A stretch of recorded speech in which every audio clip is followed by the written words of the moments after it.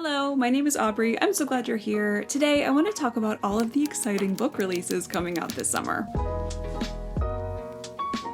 So these are personally my most anticipated books for June, July, and August, and I have some highly anticipated books coming out this summer, so let's just get to it. I realize that it is halfway through June already, which means that some of these are already out, but that's just even more exciting. The first on my list is The Listeners by Maggie Stiefvater, and this came out on June 3rd. January 1942, the Avalon Hotel and Spa has always offered elegant luxury in the wilds of West Virginia. Its mountain Sweetwater washing away all of high society's troubles. Local girl turned general manager June Porter Hudson has guided the Avalon skillfully through the first pangs of war. The Guilfoyles, the hotel's aristocratic owners, have trained her well. But when the family heir makes a secret deal with the State Department to fill the hotel with captured Axis diplomats, June must persuade her staff, many of whom have sons and husbands heading to the front lines, to offer luxury to the Nazis. With a smile. Meanwhile, FBI agent Tucker Minnick, whose cold tattoos hints at an Appalachian past, presses his ears to the hotel's walls, listening for the diplomats' secrets. He has one of his own,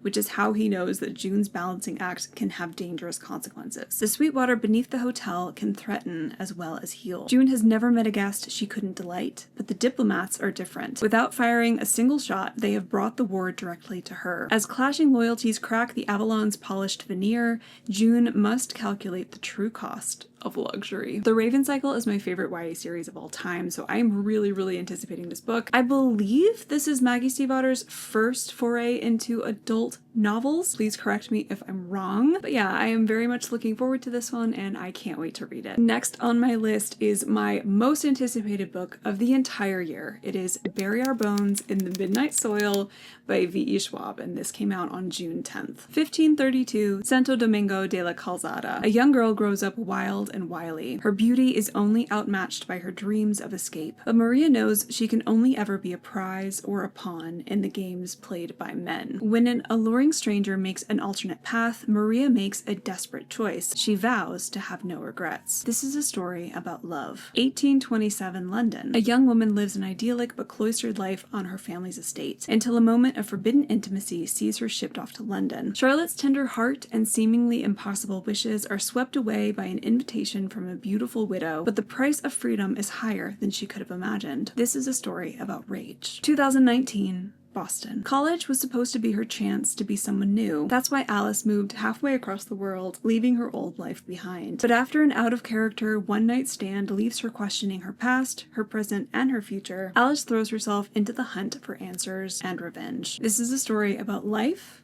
how it ends, and how it starts. I'm just so excited for this. I hope it's good. I can't wait to read it. It is currently in my house, and so I will be reading this very soon. Next up, I have A Far Better Thing by H.G. Perry, and this comes out on June 17th. I feared this was the best of times. I hoped it would not get any worse. The fairies stole Sidney Carton as a child and made him a mortal servant of the fairy realm. Now he has a rare opportunity for revenge against the Fae and Charles Darnay, the changeling left in his stead. It will take magic and cunning, cold iron and realm silver, to hide his intentions from humans and fae and bring his plans to fruition. Shuttling between London and Paris during the Reign of Terror, generations of violence begetting violence led him to a heartbreaking choice in the shadow of the guillotine. Jonathan Strange and Mr. Norrell meets A Tale of Two Cities in H.G. Perry's A Far Better Thing, a heartrending fantasy of fairy revenge set during the French Revolution. I love the cover for this one. It's very pretty, and it also sounds really good. So next up I have A Treachery of Swans by A.B. Pornick, and this comes out on June 24th. Another one with just a stunning cover. Can two girls, one enchanted, one the enchantress, save their kingdom and each other? 200 years ago, a slighted deity stole the magic from Ariel and vanished without a trace. But 17-year-old Odile has a plan. All her life, her father, a vengeful sorcerer, has raised her for one singular task: infiltrate the royal palace and steal the king's crown, an artifact with enough power to restore magic. But to enter the palace, she must assume the identity of a noblewoman. She chooses Marie Odette, famed for her beauty beauty, a rumored candidate for future queen, and Odile childhood friend turned sworn enemy. With her father's help, Odile transforms Marie into a swan and takes her place at court. But when the king is brutally murdered and her own brother is accused, her plans are thrown into chaos. Desperate to free her brother, Odile is forced to team up with none other than elegant, infuriating Marie, the girl she has cursed, and the girl she can't seem to stop thinking about despite her best efforts. To make matters worse, there are whispers that the king's murder was not at the hands of a man, but beast. Torn between loyalty to her father and her growing feelings for Marie, Odile becomes tangled in a web of treachery and deceit. To save her kingdom, she must find the true path to magic and find the real killer before they,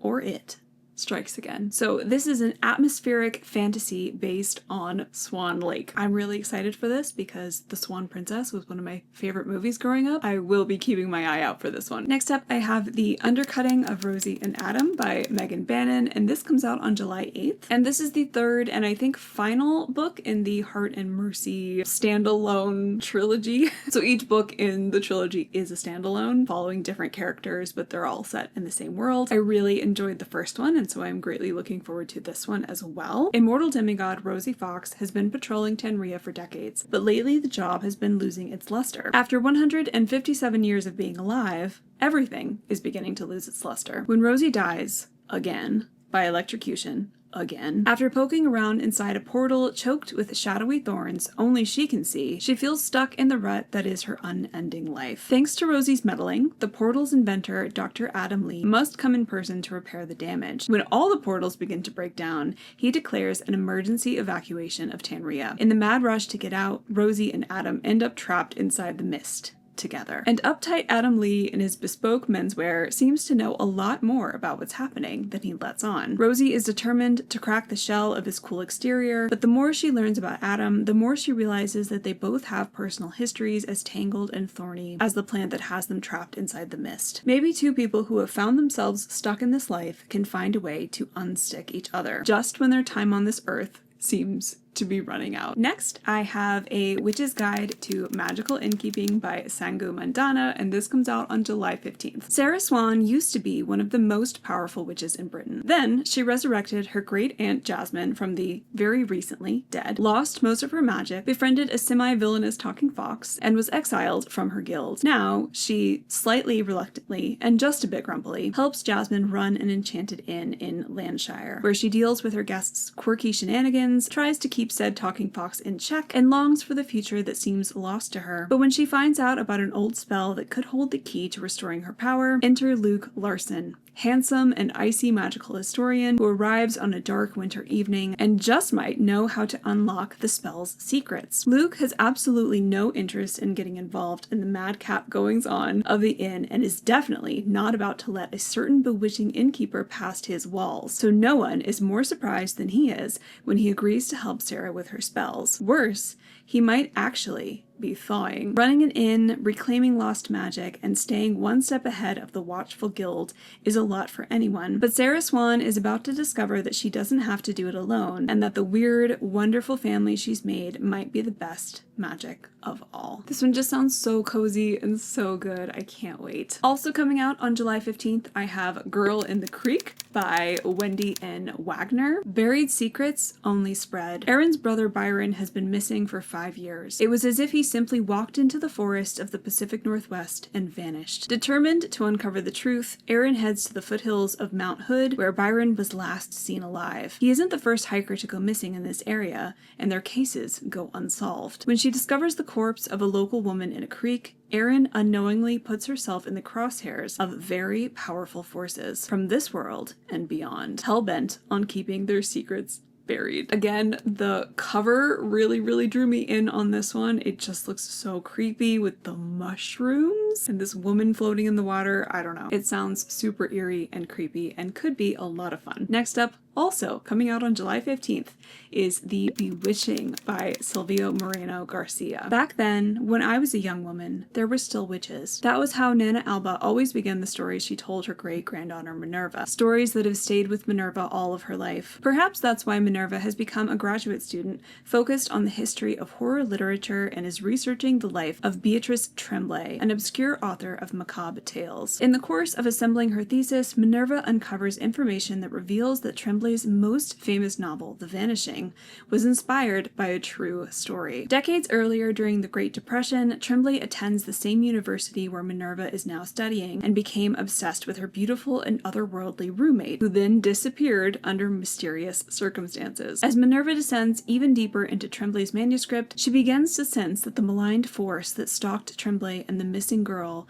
might still walk the halls of the campus. These disturbing events also echo the stories Nana Alba told about her girlhood in 1900s Mexico, where she had a terrifying encounter with a witch. Minerva suspects that the same shadow that darkened the lives of her great-grandmother and Beatrice Tremblay is now threatening her own in 1990s Massachusetts. An academic career can be a punishing pursuit, but it might turn outright deadly when witchcraft is involved. Silvia Moreno Garcia is very prolific. She comes out with a book, I want to say, like once a year, if not more. I have yet to read any of them, so I need to get on that. But this one sounds really, really good.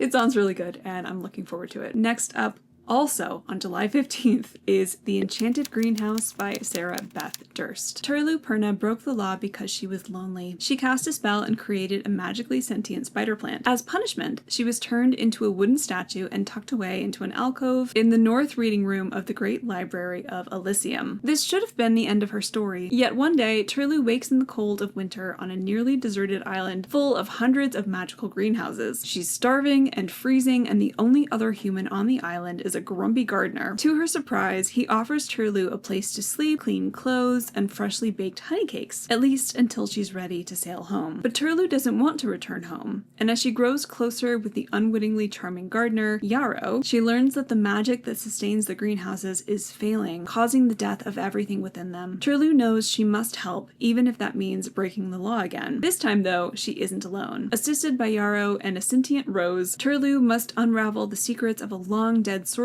if she wants to save the island and have a fresh chance at happiness and love. Funny, kind, and forgiving, The Enchanted Greenhouse is a story about giving second chances to others and to yourself. This sounds like just another super cozy fantasy. This is the same author that wrote The Spell Shop, which I was seeing floating around a lot last year, and I'm looking forward to giving this newest book a try. Next up, I have The Library at Hellbore by Cassandra Kaw, and this comes out on July 22nd. The Hellbore Technical Institute for the Gifted is the premier academy for the dangerously powerful, the Antichrists and Ragnaroks, the World Eaters, and Apocalypse Makers. Hellbore promises redemption, acceptance, and a normal life after graduation. At least, that's what Alyssa Lee is told after she's kidnapped and forcibly enrolled. But the Institute is more than just a haven for monsters. On graduation day, the faculty embark on a ravenous rampage, feasting on their students. Trapped in the school's cavernous library, Alyssa and her surviving classmates must do something they were never taught: work together. If not, this school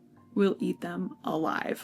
This is giving a deadly education, but I'm here for it. Like, I love a school setting, but especially like a dangerous school setting. This one sounds like a lot of fun. Next, I have A Theory of Dreaming by Ava Reed, and this comes out on August 5th. So this is a sequel to A Study in Drowning, which I believe came out last year. I really, really enjoyed A Study in Drowning, and so I'm greatly looking forward to this sequel. I don't want to read you the synopsis for this one because it does contain spoilers. So in A Study in Drowning, we are following our main character, Effie, who is a young architecture student who has the opportunity to draw up a memorial for her favorite recently deceased author. And so she goes to this creepy manor on a cliffside, and she starts to become haunted by visions of the Fairy King, all the while uncovering secrets buried in this manor. It was a very atmospheric read. Again, I enjoyed it immensely, and I cannot wait for the sequel. Next up, I have Lucky Day by Chuck Tingle, and this comes out on August 12th. 4 years ago, an unthinkable disaster occurred. In what was later known as the low probability event, 8 million people were killed in a single day, each of them dying in improbable, bizarre ways, strangled by balloon ropes, torn apart by exploding manhole covers, attacked by a chimpanzee wielding a typewriter. A day of freak accidents that proved anything is possible, no matter the odds. Luck is real now, and it's not always good. Vera, a former statistics and probability professor, lost everything that day, and she still struggles to make sense of the unbelievable catastrophe. To her, the LPE proved that the god of order is dead and nothing matters anymore. When Special Agent Lane shows up on Vera's doorstep, she learns he's investigating a suspiciously and statistically impossibly lucky casino. He needs her help to prove the casino's success is connected to the deaths of millions, and it's Vera's last chance to make sense of a world that doesn't. Because what's happening in Vegas isn't staying there, and she's the only thing that stands between the world and another deadly improbability. I very much enjoyed Bury Your Gaze by Chuck Tingle last year, and this sounds like another silly, goofy, terrifying time, so this one's on my list for sure. Next, I have Hemlock and Silver by T. Kingfisher, and this comes out on August 19th. Healer Anja regularly drinks poison, not to die, but to save. But a summons from the king interrupts her quiet, herb-obsessed life. His daughter Snow is dying, and he hopes Anja's unorthodox methods can save her. Aided by a taciturn guard, a narcissistic cat, and a passion for the scientific method, Anja rushes to treat Snow, but nothing seems to work. That is, until she finds a secret world hidden inside a magic mirror. This dark realm may hold the key to what is making Snow sick, or it might be the thing that kills them all. I just love T. Kingfisher's fairy tales. I am admittedly a little bit behind, but I love Snow White retellings, and so I'm really looking forward to this. The cover for this is also gorgeous, and I think the printing is going to have like beautiful lime green sprayed edges. Stunning. I need to go ahead and pre-order this.